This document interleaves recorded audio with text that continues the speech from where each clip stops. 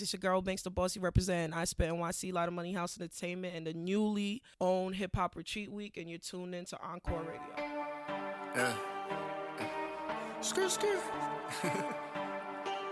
The views and comments expressed on the following radio program by its hosts and their guests do not necessarily reflect the views of... Yeah. I want a hammock for all of that shade that they throwing. DDMG getting paid at the moment. Need 30 for saving and 20 for blowing. Yo, ping in my phone, that shit burn flame emoji. I don't know what y'all have been seeing. That boy wanted beef, now we vegan. Well, trust me, this pepper in season. I do this for money, you rap for convenience. And niggas was scared of me going to Texas. But I stayed in Vegas and got all my nets in it. UTA blowing my phone up with Texas. Guess me not replying, they sending a message, it's cool. I'ma lend Cara a Jules. You niggas belly flop, this ain't the pool. I run that check up like Spikes. All right, folks, good morning, good evening, good night, whenever you guys listen to this podcast. It's the Encore Radio Show. This is Wize Soul. And you guys, as you guys heard, I'm here with Banks, Banks Da Bossy. Yes. She out here doing her thing. It's been a minute. You've been out here for a minute now. For a while. The earliest I saw online was 2011. Yeah, that sound about right. Yeah, that's like 5 years ago. That's when I used to do the the ciphers and such. So, yeah, that was fresh out of college. Yeah, that's not right. Okay, all right. So college. So where did you go?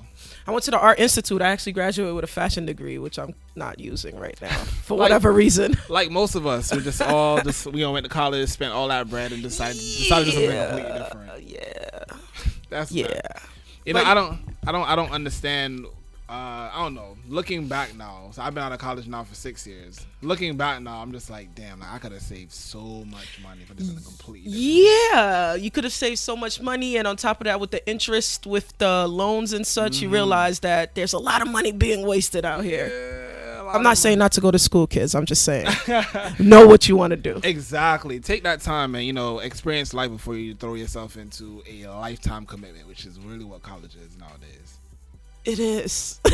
Yes. It is. So, but fashion, how did you find a passion for fashion originally? I like that rhyme there. Passion for fashion. I actually know how to draw really well, and I really like clothes. So fashion is not something that I don't want to pursue in the future. It's just, I don't know. I had to go to school. It was either that, be a lawyer, or go to school for business. And fashion seemed more fun to me. Okay. It seemed more fun to me, and it was fun. It was very fun. But a little. I think with fashion, people get the misconception of all the glamour and such, but they don't realize that it's actually certain techniques that you have to learn, and it's you got to learn that. Yeah. There's from everything from drawing to getting it on the mannequin to making patterns, etc., etc. It's work, and people I don't think understand that. Wow. Okay. All right. So, when you graduated Art Institute, right? When you graduated from the Art Institute, what was your next step? Honestly, I thought I was gonna get a job in the fashion industry. That didn't work because I did a lot of internships for like Fashion Week, like all the top fashion designers you could think of. I've interned with them, so I thought I was gonna get a job. That didn't happen. So, I think I worked at Saks because for whatever reason, my fashion degree got me working at Saks folding shirts and such. Yeah. So that's what I was doing. And I kind of stopped that. I got fired, actually. Stopped that and started really going into the whole music thing, really. Okay. So was there an underlying passion that you just felt like you hadn't touched at that point, or was just music like the natural transition from fashion for you? Well, while I was in college, I was still doing music. I was managing younger artists, like kids from high school. So music was always around. It's just that juggling college and music just wasn't working. So it just popped back up after college. It just made sense to just go back to it. All right. So we got a little bit of structure or understanding there, right? So let's go back for a second. Go to your name, Banks Da Bossy. Yeah. Nice long, crisp name. Yeah, it's a cool name. Where did it come from? Banks Da Bossy. Actually, when I was in high school, I had two friends that what we would do to make money is sell like chips and like candy and such. So we would sell that. So we were like a group. And at that time, G Unit was out. So we wanted to name ourselves a part of whatever the G Unit people were. So we had one, her name was Desiayo. Mine, since my name started with an L, they was like, oh, it should be Lloyd Banks. I was like, nah, that sound weird. L Banks sound good. So it just stuck. Oh, that's dope. Okay. Yeah, it just stuck. That's pretty much it. So you were a big G Unit fan? I wasn't really a G Unit fan. It was just that they were really hot at the time, and I don't know. We were kids. I don't even know why we even did that. I don't know. For some reason, we thought that was gonna be cool. But you out of Queens though. Yeah, I am. I'm from Hollis, Queens, actually. Oh, see, okay. So there's a little connection. A little connection. I can see it. Okay, so before I go too far, social media, L Banks Da Bossy on Instagram. That's all one word. Yep. And Facebook is L Banks Da Bossy, separated. Folks, make sure, and it's DA. So Facebook, Instagram, no Twitter. I do have Twitter. I just suck at Twitter. I just really suck. Like, my team is trying to get me to tweet more because I don't know if you pay attention to my Facebook, so I'll be talking crazy. So they're like, this will be perfect for Twitter. Are you kidding me? So I just never got into it like that. I understand. Twitter is certainly an acquired taste for a fact.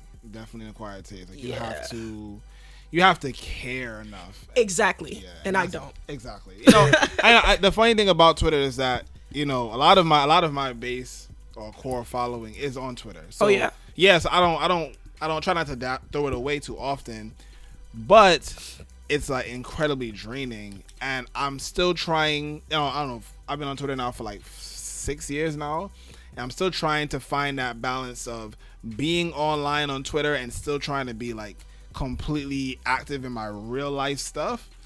So I take these large breaks. I'll go on Twitter for like 2 hours and I'll be, living in life, real life for like 6 hours, and then come back and tweet for like 3 or 4 hours.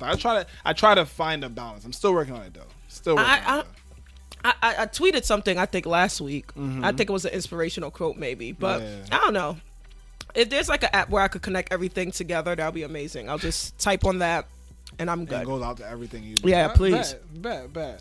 Okay, so now we have 2011. Now, was that where you started Lotta Money House Entertainment? Well, Lotta Money House Entertainment started while I was in college, actually. Okay. I thought of the concept in college because at that point I already had artists, etc., etc. I was doing interviews for this showcase called Faces of the Crowd. Okay, I'm familiar. Okay. So what I would do is get a couple of my college buddies, because Art Institute is pretty much all the arts. So there'll be like videography, fashion, graphic, etc., etc. So I took all the video people and was like, look, this is a showcase because one of my best friends, Trish Nozart, was a singer, and she used to always go. And I'm like, I like supporting her, but I feel like I should be doing something. Yeah. So let me interview people. So they gave me a spot to interview them. This was when they were in Times Square. Yeah. So I wanted to come up with a cool name. My initials is LMH. So Lotta Money House. Lotta Money House don't even make sense really, but it just went with the initials. So LMHENT. It flows. It sounds like it makes sense, right? It does. I tried my best, man. I was being creative. That works. Okay, so you started with that, and it has truly now expanded into all of these different entities. You know, like iSpitNYC, which is what I first stumbled. That's the first way I stumbled onto you. Yeah. And then now we have Hip Hop Retreat Week. Yes. So I'm gonna leave Hip Hop Retreat Week for right before we go on our break. So sure. Let's focus on iSpitNYC for a little bit. So that started in what, 2012ish, 13? iSpitNYC, I want to say started 2011, 2012. Okay. 2011, 2012. It's probably like 5 years now. And what was the concept? What was the original concept behind that? Ciphers. Okay. I just at this point I dropped all of the artists under Lotta Money House Entertainment. I was just over it. I was just like, no, this was not working for me. Yeah. So to find new artists, I kept putting on Facebook like I'm looking for artists, but I was just like, all right, you know what? How about I kind of see what they have first and have some kind of cipher. So with that, I did iSpitNYC. I was begging people to be on the ciphers, and everybody kind of said no. Yeah. Yeah, nobody wanted to be a part. It's crazy how it always starts like that. Nobody wanted to be a part. I was like pretty much begging people to be involved, and it was just like, what the fuck? No. Yeah. So that was the beginning of it. I did that on the alleyway of Art Institute. So if you look at any of our first videos, you'll see us in an alleyway or something like that, and we're recording people ciphering. So that's the whole first concept. That and interviews. Yeah. So we interviewed a lot of celebrities at that time too. So that was that original focus, and over the years, it's been it's turned into a lot of showcases. Yes. Now. So a lot. So when would you say was the first showcase? The first showcase was this place in Brooklyn. I wish I could remember the name right now. This sucks. I really don't remember the name, but it's probably gonna.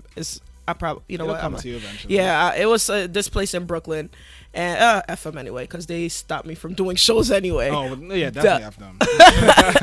But they heard about the iSpitNYC ciphers, and the owner of that club hit me up and was like, "Yo, I'm the owner of so and so. Would you like to do shows?" And I was like, yeah, I'll do shows. So I did. I started doing competition shows. That was how I first started. It did well. Then it started to dwindle, of course, and they said, "Oh, we don't want you here anymore." And that was the beginning and end, but a rebirth of iSpitNYC. Okay. But all right, so this rebirth now. What was the focus of the rebirth? Like, how did you tweak it to be more, I guess, consumable for everybody else? Honestly, when I first started doing shows, I didn't know there was really a formula to bring people in. I would just do shows thinking people would come. Okay. I didn't think that I had to tell artists they had to sell tickets or whatever. That wasn't my thing. So I had to go back, restructure it, and people who've been paying attention to what I've been doing, they're like, "Yo, Banks, that's not how it's done." Because the first couple of shows I've done it and people came out. So why am I, in my mind, I'm like, oh, they're just gonna come and F with me, but people don't come to the same things over and over and over and over and over. You know what I mean? So I had to try to get them different audiences, and the way to do that is to have different artists, sell their tickets or promo, whatever the situation is. So that was the rebirth, make it more structured, like a real showcase. Okay. All right. So we're in 2016 now. Sure. iSpitNYC is a staple in the New York City underground scene right now. Crazy, right? Right. Did you think you would even get here when you started it? I'm not gonna lie and say I don't put certain goals for myself, but I didn't think it was gonna pick up that quickly. No, I didn't think it was gonna pick up that quickly, but I did have a vision for it, and I'm very big on vision boards and doing certain things, and really focusing on what you want. I just didn't think it was going to pick up that quickly. It just went from doing the ciphers, begging people to do ciphers, to a blink of an eye. My emails is ridiculous. We have about 14,000 followers on Instagram right now. It's intense now. We have a lot of people in the industry who know who we are. And it's kind of like, what? Why do you even know this? Like, what's going on? It's weird. The funny thing about that was that I recently went to Toronto, and I was trying to explain to someone why New York is so unique. Because in New York, you don't have to work at Hot. You don't have to work at Power. You don't have to work at Sirius to get opportunities if you work for them. Yeah. You could be in the same room with these people, with people who work for those organizations, or people who really are like the top bosses. Sure. You could be in a show and be side by side by them, because it's all one community. Sure. Yeah. It's all unique. So of course they're gonna be checking out what you. Yeah, it's scary. I'm not gonna lie. It's something to get used to. In general, when it's weird. It's weird. I could go with that. I could live with that. It's weird. I could live with that. Okay, so iSpitNYC, you have that now. All that is lumped under Lotta Money House Entertainment. Cool. Okay, so let me rewind for 1 second. Sure. I was talking to Ace Clark. Shout out to Ace Clark. And he told me one thing that I laughed at, but I was like, I'm going to start asking everybody this. Sure. Cool. So he said to me that all media personalities originally started out as like part-time rappers. Was that like your beginning as well? Hilarious. That is so funny. I actually did want to be a rapper, but that's when I was a kid. That's when Little Bow Wow and such was out. I wanted to be a rapper, and I quickly decided that I like seeing other people rap and telling people what to do. Okay. To be honest with you. The bossy part? Yeah. Boom. That's the bossy part. That's the bossy part. But that is hilarious because it's the truth. It's the truth. So, you manage artists as well. Yeah, I have a label. Lotta Money House Entertainment is a label. We have 2 artists under it, King Karma and Wize. Okay.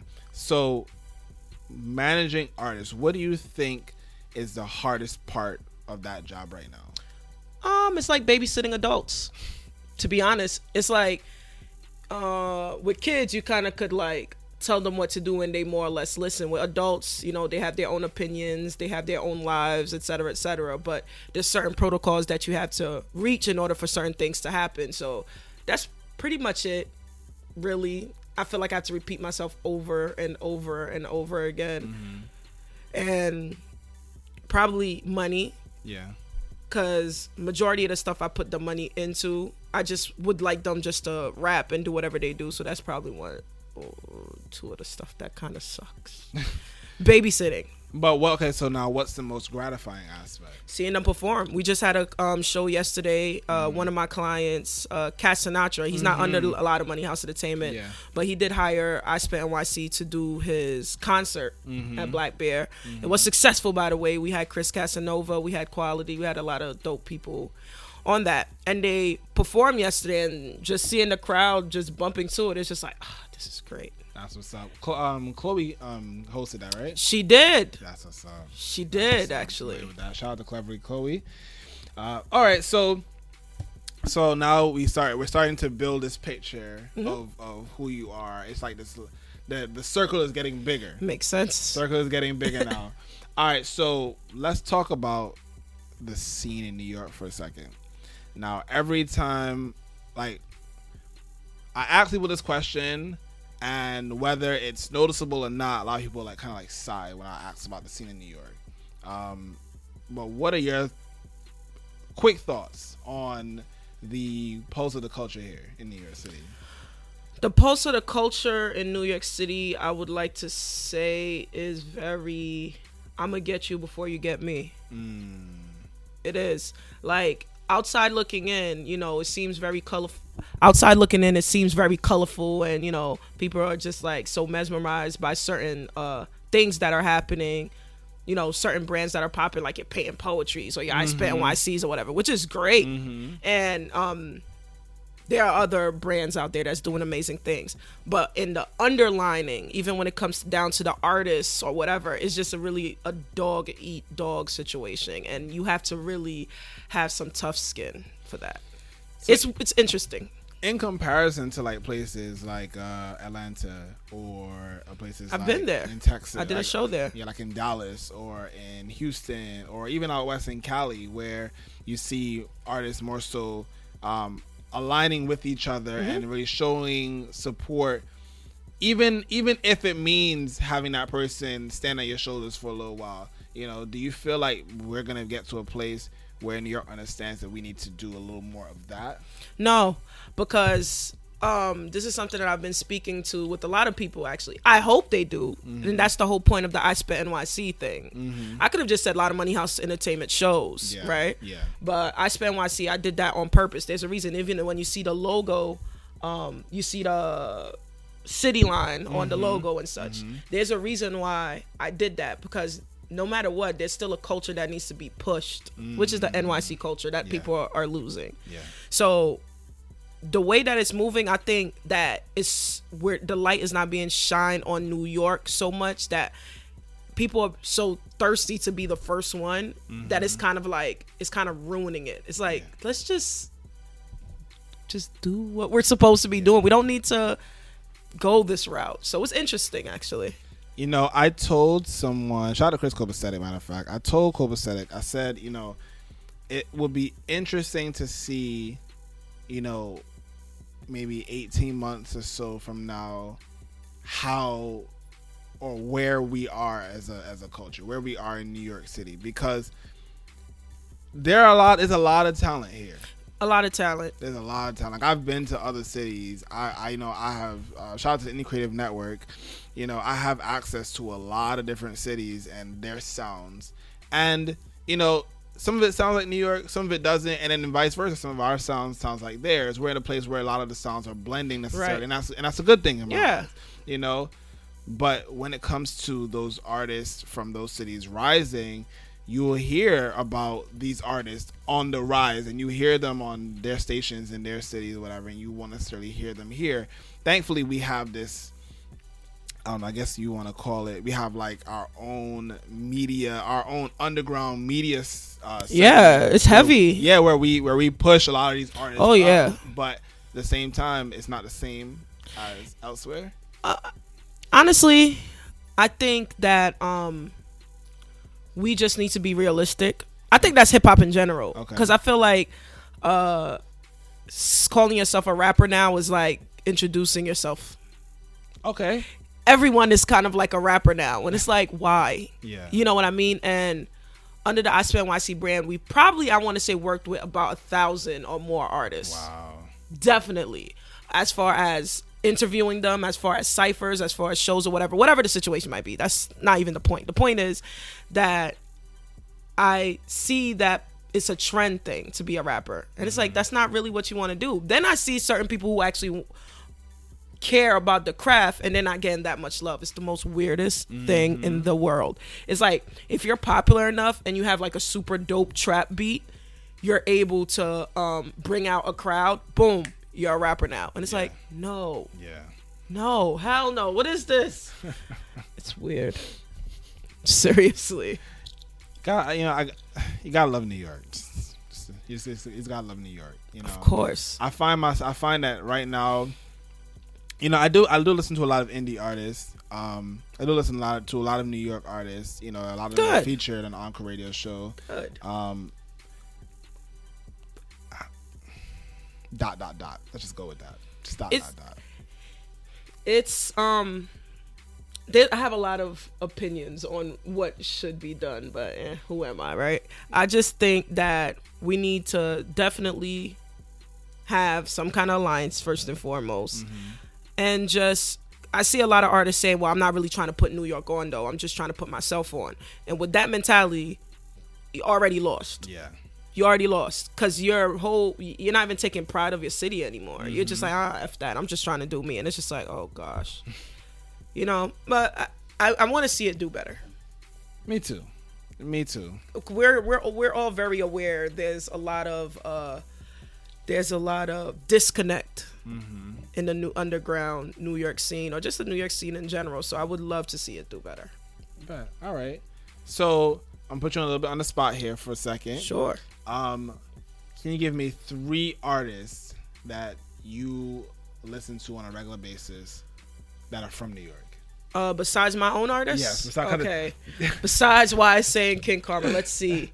I definitely like IOD. I really like IOD, actually. He's dope. I like Mad Wiz. Okay. I love Mad Wiz. I'm trying to think, because there's a lot of people I listen to, but you're only giving me 3. So this is not my tops or my bottoms or whatever, guys. They're gonna get mad.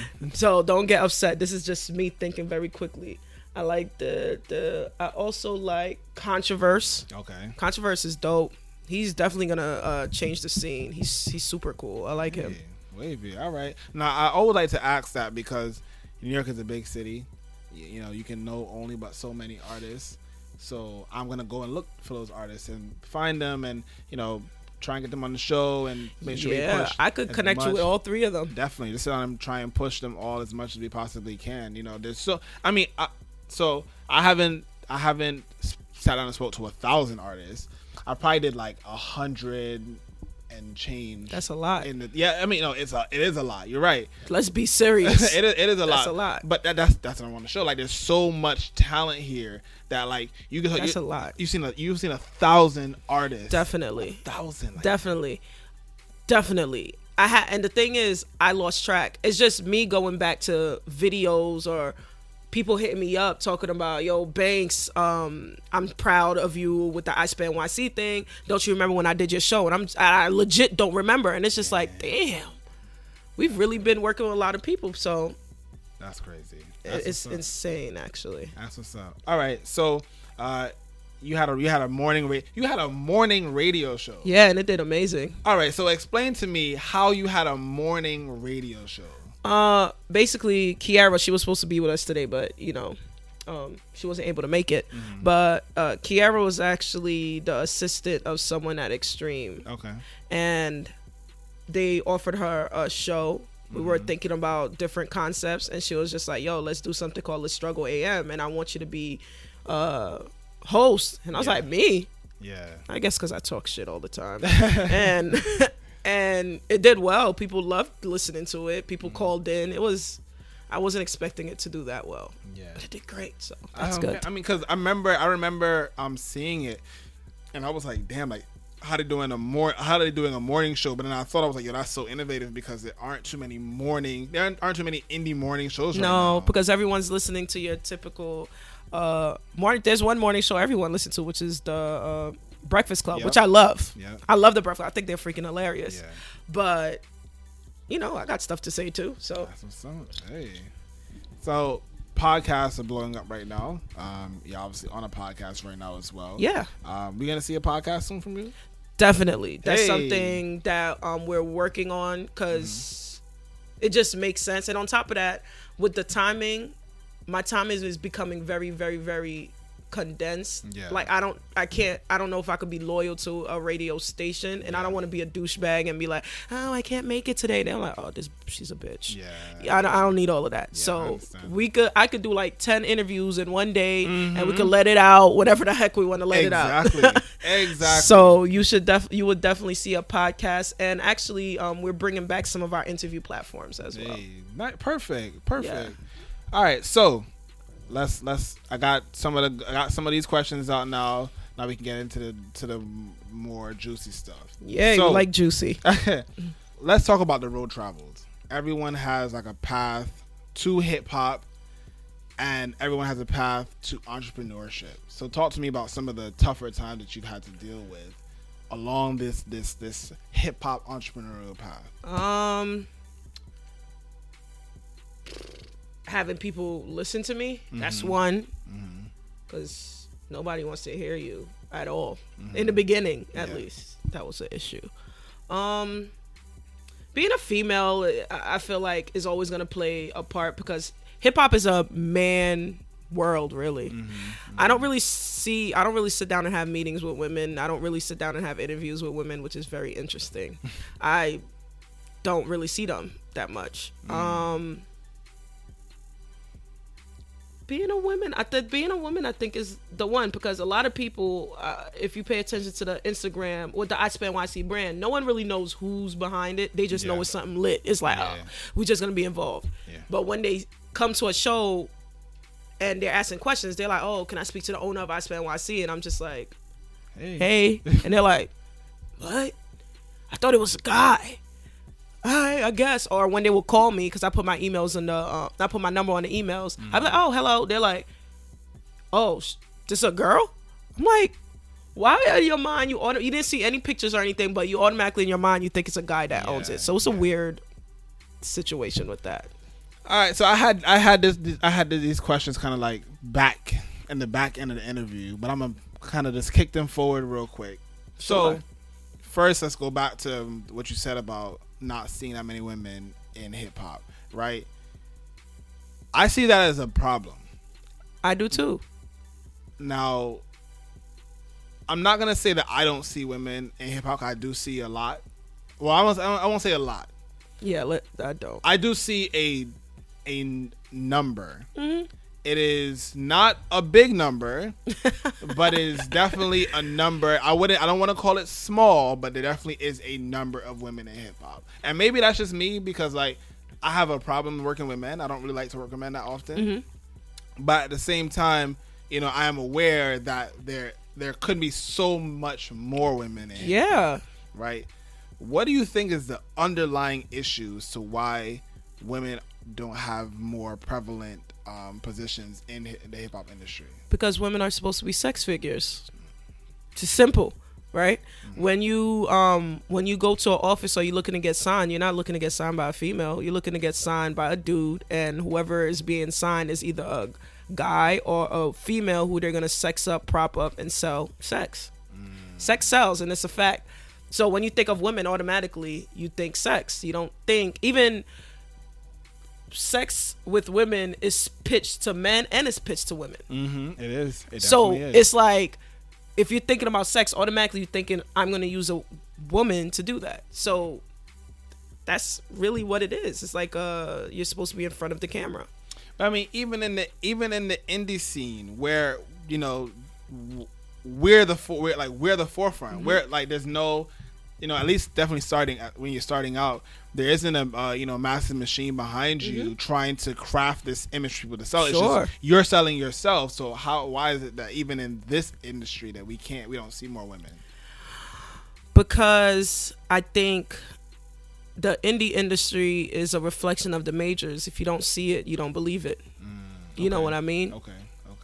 That's what I think, at least. If I don't get to see a female label owner or a female this or female that, I don't think that's an option for me. But I could see a female rapper, so I'm gonna just go that route, and I'm gonna try to wear tight clothes in order to make sure guys are listening. Okay, I understand. It's unfortunate. Oh, it's very unfortunate. It is one of the rare cases. I'm not even sure if I want to call it rare. It's one of the cases where hip hop reflects society. Like, hip hop has done a relatively decent job of ignoring society to an extent. You know, I think that even for a while, our artists weren't even talking about things that reflected in society. I mean, hell, like, let's say from 2004 to 2011. All right, what were artists really talking about? Money, cars, liquor.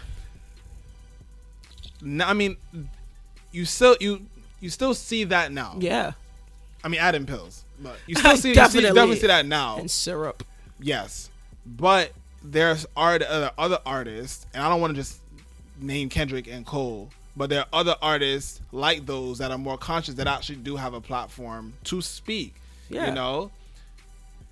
But at the same time, when it comes back to women, we don't see women execs like that. We don't see women hosts unless she's super sexy. Yeah. You know? Do you think we can get to a point where we overcome that? Yeah, because I could name a few females to look out for. Kiara, not only because she's a part of my company, she's definitely an innovative person. That's why she's even a part of the company, right? And that's interesting within itself, because there's this stigma that women can't work with each other. Yeah. So when they ask who's a part of the company and they see it's another female, it throws people very off. Well, when they see me and it's a female, it throws people off to begin with. Yeah. But when they see another female as a part of the company, they're like, wait, what? They're not arguing? They're not being catty? And it's like, yeah, no. Yeah. There's Gnosis. She's actually a rapper. I don't know if you heard of her. She's also a producer as well. I heard of her through Upcoming Hip Hop. Yeah, she's a producer as well. So that's innovative within itself, because you don't really see that many female producers. Crystal Kane's another one. Yeah? Yeah, another female rapper and producer. Nice. Yeah. I love it. Those are the people I could think of offhand. But you're right, there's not that many, because I don't bump into them. All right, so talk to me. We're gonna use two keywords here that have definitely been prevalent and pushed to the forefront in 2015 and carried over into 2016 as well. But misogyny and homophobia in hip hop. Right? Oh yes. So, yes. as a woman, yes. How do you exist on knowing that misogyny and homophobia are basically staples in hip hop culture. Now that you asked that, I want to give a shout out to Meek Jaffe. She actually has a show as well, and she does a lot of executive work as well. She's dope. And she's a female, and she's also part of the LGBT community as well. So automatically, I thought of her. So shout out to her and being a female. Right on. It's interesting. It's like, you know, sometimes to me, I wonder if this is industry that I even want to be promoting, because I know what they promote. I know what it is. I know I'm not stupid, but I also think there has to be certain people that are in certain point areas to change that. Okay. Right.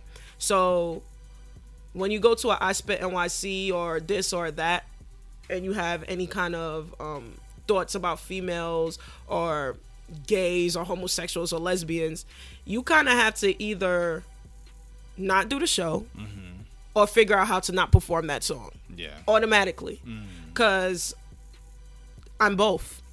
We don't have time for all that. Right. There's people who I've vowed to not work with because of certain things that I've seen on Facebook. You can't say you're supporting the I Spit movement or Banks, you mad dope, like, yo, blah, blah, blah. And then you turn around and I'm seeing a post about, yo, kill all fags or this, that. That's a lot. So, you know, at least on my end, I do the due diligence to not work with certain people, whatever. I mean, I can't police everybody. But it's definitely tough. It's definitely tough being a female first. It's definitely tough being a lesbian. It's definitely tough being a more tomboyish lesbian, because it's very in your face. It's not like I'm wearing a dress and a skirt and people are just like, oh, you know, whatever, we'll bypass it. It's very clear. I'm wearing my hat to the back. I'm calm. I'm relaxed or whatever. But one thing I don't really do is I don't utilize homosexuality as a thing, really. Okay. It's not like, hey, this is Banks Da Bossy, the lesbian girl who has a Lotta Money House Entertainment. People, I think, respect the brand for its brand, really. I don't even think people think that hard about it or that deep about it, but I would like to know what they think. That would be a nice dialogue. Definitely. Let's talk about it. You know, make sure you tweet. Tweet me, because you know she's not gonna be on Twitter like that. the real Wize, Wize. There's definitely a Z in there. I would love to know. Actually, that's actually a very interesting question. So tweet us, Instagram, Facebook, anyway. Let us know like how. Just any thoughts you have. We definitely. I would love. Actually, yeah. Let's make that a thing. I would love to hear that. Definitely. All right, so you know, you mentioned your sexuality, so let's talk about it. Sure. You know, has that ever been, has there ever been a time where you felt like I don't want to do this, or you've second guessed yourself in hip hop because of your sexuality? No, because I don't think about my sexuality like that. I really don't. I feel like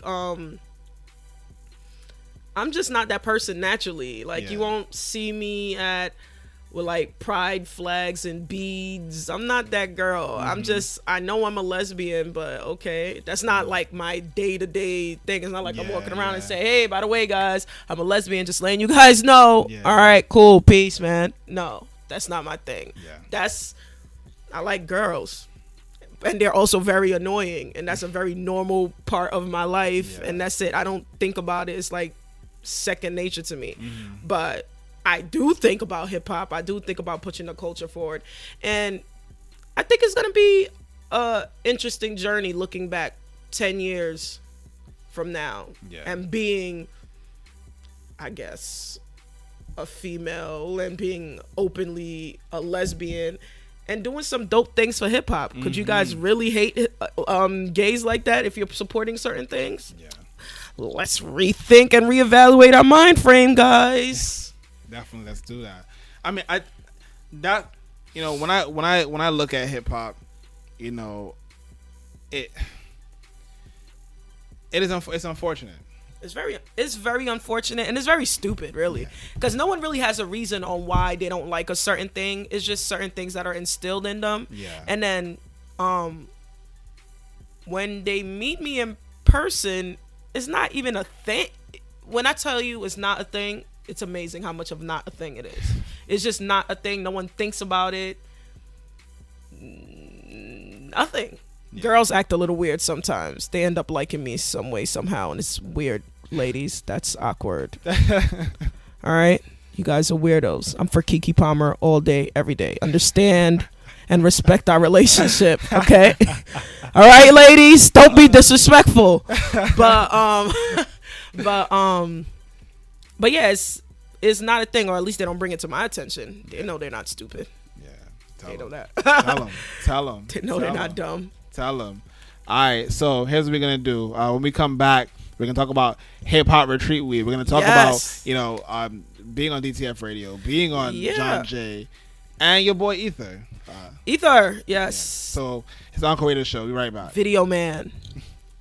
Coming up on a future episode of the Encore Radio Show. Yo, it's your boy Truth City, man. You're now tuned into the Encore Radio Show. You know what it is. You know what? People don't, like, hip-hop for me growing up was, like, rappers told their story. Like, like right now, you can probably tell me what block Nas grew up on. You can tell me, you know what I mean, where he got his favorite foods. You know what I mean? Like, because he would tell you what street he got his dollar pieces. You know what I mean? Like, it was vivid. And I just feel like nowadays, man, rappers come out with the car, and I don't know how they got the car. Like, they just come in whipping the Ferrari. I'm like, what's the story? Can you start over? You know what I mean? Like, I want to know the story. So I felt like I'm in a position where I feel like it was my first project, and I have 200 records.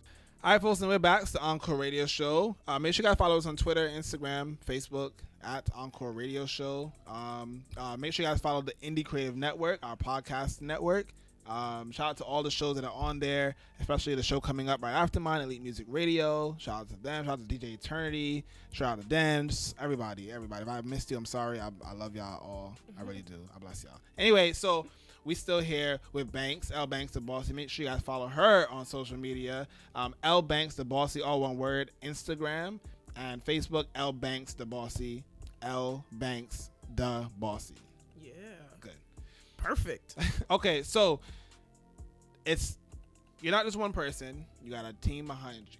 A very small team. It's all right, yo. People who been out here for mad long who don't got nobody believing in them, and you got people behind you. Yeah. So shout out your team members and whatnot. We have two artists, Wize and King Karma. They're amazing. So you guys should definitely keep in contact with them. You can follow them on King Karma Music or Hollywood YSA on social media.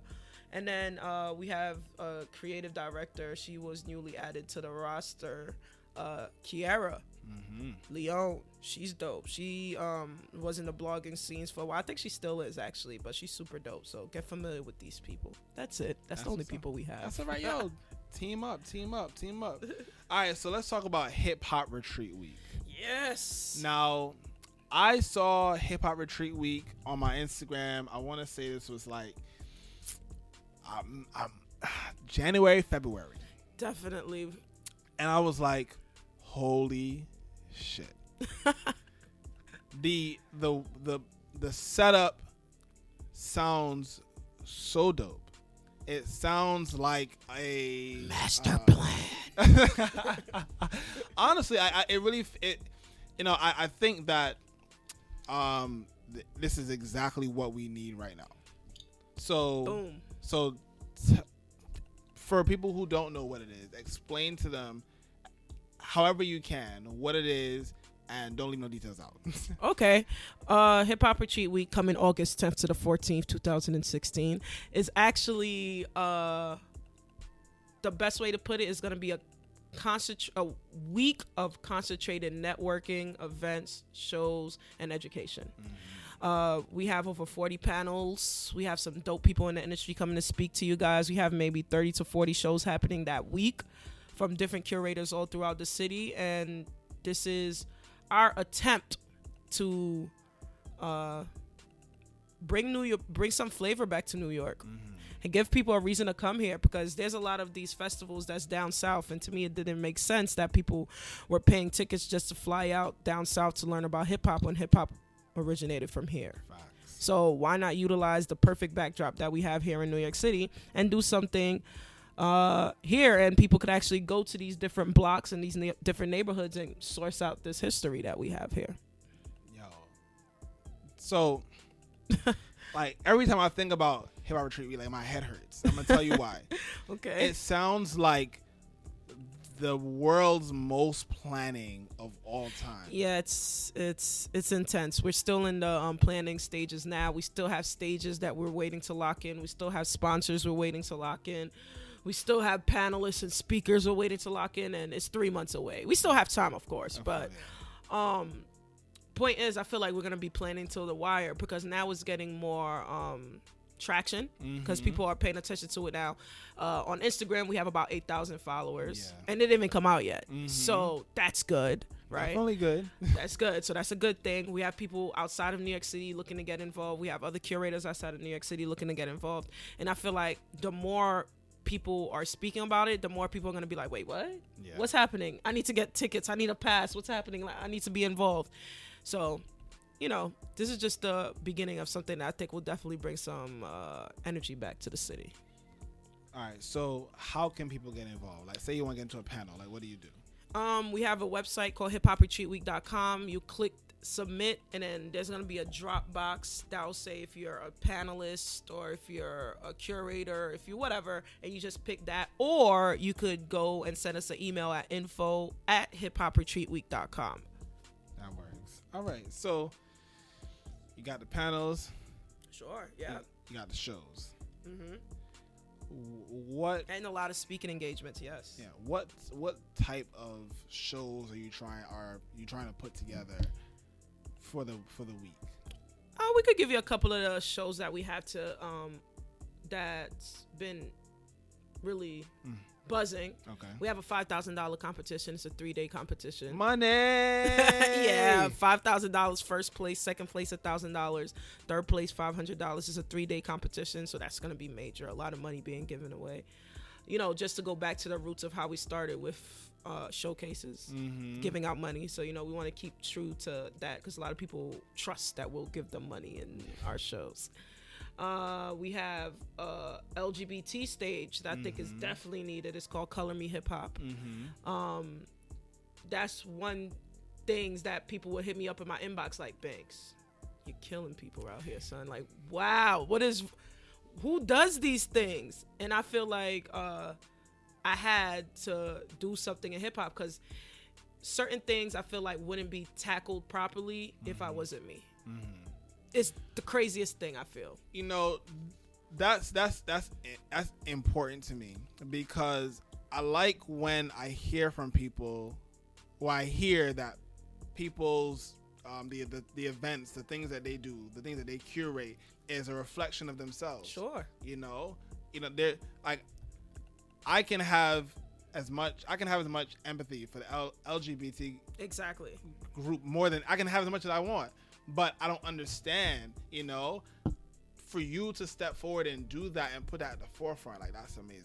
So, yo, that when I put up the poster, that's something that I'm working closely with Meek Jaffe. Shout out to her again, because she's very heavy into the whole community. I'm not into that into the whole LGBT community like how she is in, but I'm also a part of the community by default. Yeah. So it is what it is. But I do think it's a topic that people are not speaking on.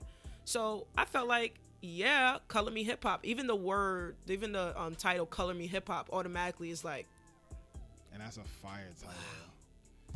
What is that even? Wow. You guys hate me. I know, guys. Relax. Calm down. All right. And we also have we're looking to make it a stage, but it will definitely be a panel, and it's gonna be religion and hip hop. Okay.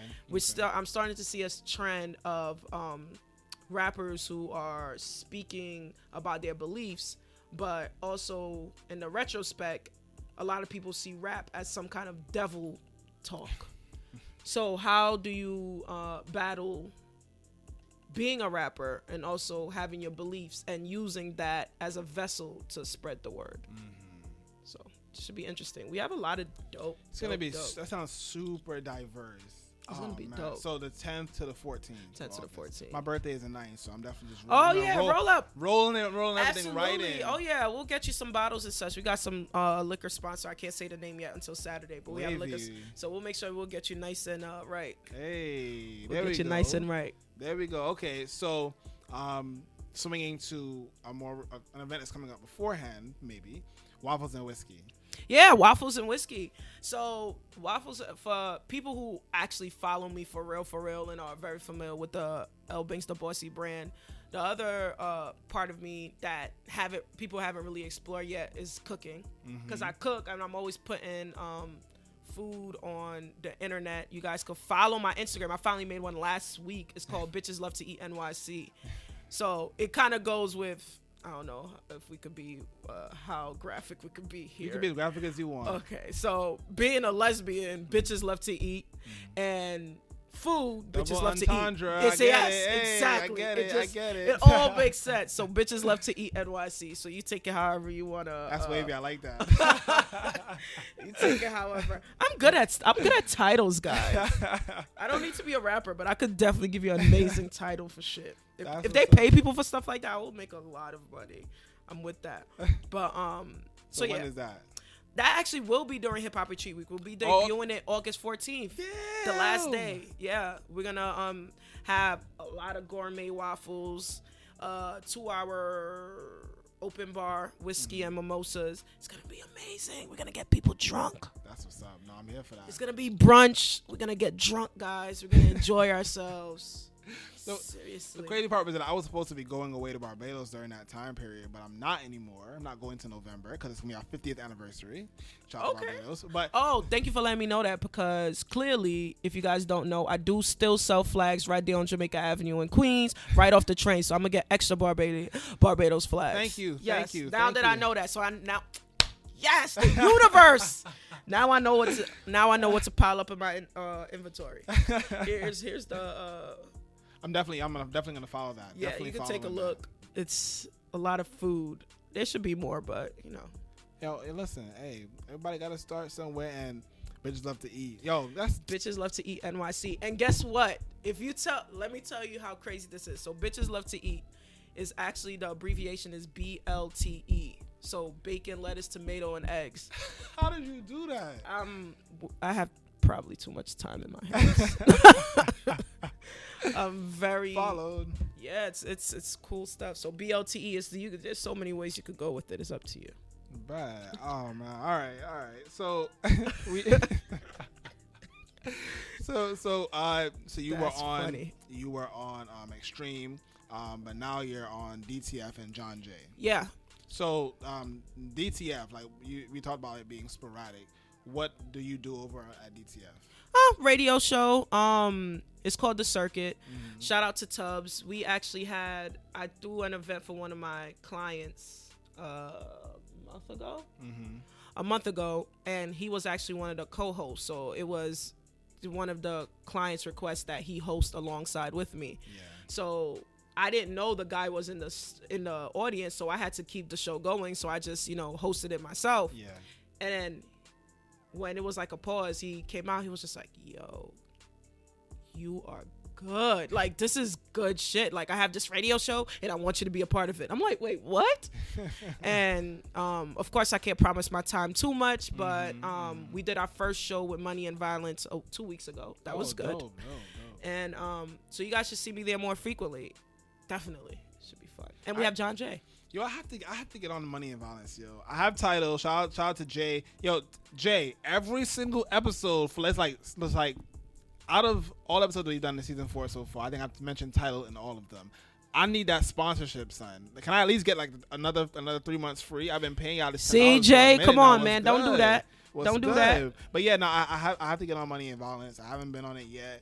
I haven't watched any of the seasons. I think I watched one episode. The only reason why I even know about it is because last year when we did Let's Struggle AM at Extreme, they came to do an interview. Yeah. And I had no clue what it was about. And I'm like, I don't want to look stupid. You got to do your research. So I had to watch all of it. And I was just like, damn, this is good shit. Yeah. The video quality was trash. But now it improved a zillion times. I heard the video quality improved, but it made the acting look even worse than it did in season 1. Oh yeah, the acting is not that fantastic, but you know, they could. I don't know. I don't work with them. They could, but I could see where they're going, and is a cast full of men, which is interesting because usually on TV there's like a balance with women and all that stuff. It's like all the guys are like, it's very testosterone and very. That's probably why I haven't watched it. That probably is it. And there's a lot of killing and stuff. It's an acquired taste. Fair enough. And then you're at John Jay and the show John Jay. What's the name of the show? We do La Struggle AM too because it's from 11 to 1 p.m. So it's still in the AM. AM-ish. That's for the people who can't really wake up and they just wake up at 11 and catches our show. So that should be back up and running probably August or September because school is out now. But as far as the podcast, definitely In Banks We Trust should be coming out soon. You want these names? I'm loving them. Yeah. If somebody needs to pay me for these things, because I am good at making names. I am great at making names, for real. Okay, so I know you got to get out of here. So let's talk about 2016. You have all these things going on. Sure. Right. How do you think you're gonna? How do you think your fourth quarter is gonna end? To be honest with you, the route that I see, we will be getting. It will be, even though to some, I guess iSpitNYC is like a staple thing here in New York. It is. I still feel like we could get a way bigger reach. I feel personally, but I guess you're your own worst critic. Yeah, you definitely are. So to me, it's kind of like, nah, we could do way better. But I think you guys will definitely see more reach because we are branching out to your iSpit LAs, iSpit ATLs, because those are a lot of requests that we've been getting from our followers. Yeah.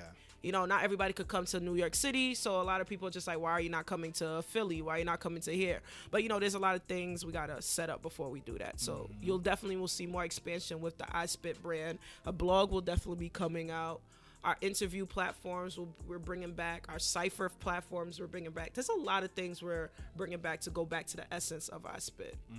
We just don't want people to think of it as a showcase because we did start doing interviews in Cypher. So we want to bring that culture back to iSpit. Well, look, I want to thank you for coming here. Like, honestly, I learned a lot. Yay. I also got inspired at the same time. Really? To what? Yeah, Make some waffles? Yo, you know what? I have this waffle maker right there in that kitchen. Really? Okay. I'm going to go and chef it up real quick. Chef Wize be out here. Man. So L Banks Da Bossy on Instagram. L Banks Da Bossy on Facebook. Sure, iSpitNYC. It's iSpitNYC. Yep. iSpitNYC, yep. Twitter, Instagram. Everything. Yo, iSpitNYC. make sure y'all follow. Make sure y'all listen. Make sure y'all shout her out. Make sure y'all, hashtag come out to HHRF. HHRW. He's thinking about the waffles, guys. I am. My mind is like all the way off. Yeah, but HHRW. Yeah. August 10th to August 14th. Super huge, out major. I gotta get you on the PLC report. We're gonna focus on that. That's another podcast I do. So. Wherever you need me, I'm there because Hip Hop Retreat Week is gonna be dope. I want to spread the word. I'll need people like you guys helping us do that because I can't talk by myself. And we need people like you. Then this is going to be a perfect marriage with hopefully waffles. Let's do it. I have hosted the Encore Radio Show and we out. All right. Peace, guys. Thank you for having me.